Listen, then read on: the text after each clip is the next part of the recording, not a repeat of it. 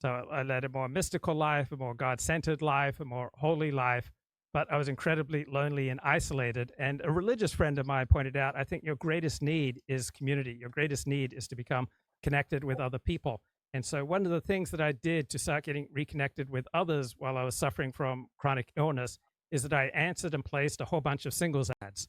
And so when young women started coming to visit me, I started moving out of the mystical and holy world into a much more carnal world.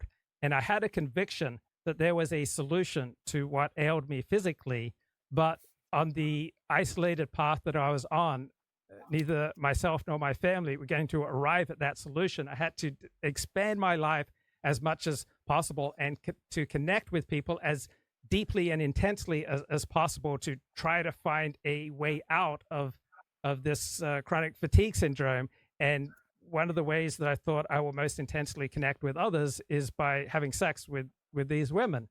And Hmm. so the second woman that I had sex with on this kick had a great psychiatrist, and she lived on the other side of the country. But I followed her back to Orlando. I believed that she had a great psychiatrist, and I moved in with her in Orlando, Florida, and I went to her psychiatrist, and I got a pill that restored me to at least two-thirds of a normal life.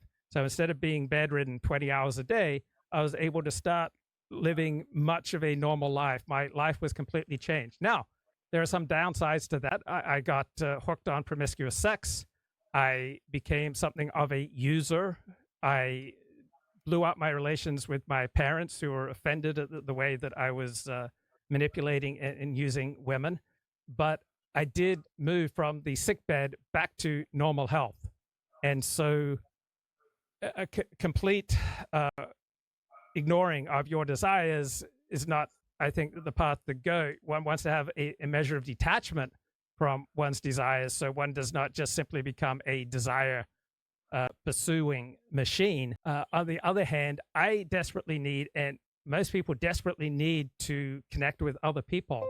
And so an openness to connecting with other people, including through sex, is going to be of benefit to people who are otherwise way too isolated.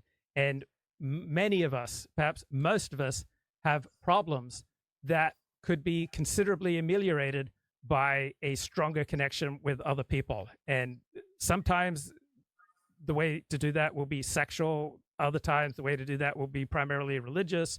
But there are answers to many of our problems outside of us that we probably won't reach just on our own. They will often come much more easily through other people. So, for example, many Orthodox Jews experience in their Orthodox Jewish community that pretty much every major problem that they have, they can find some considerable amelioration of that problem within their community.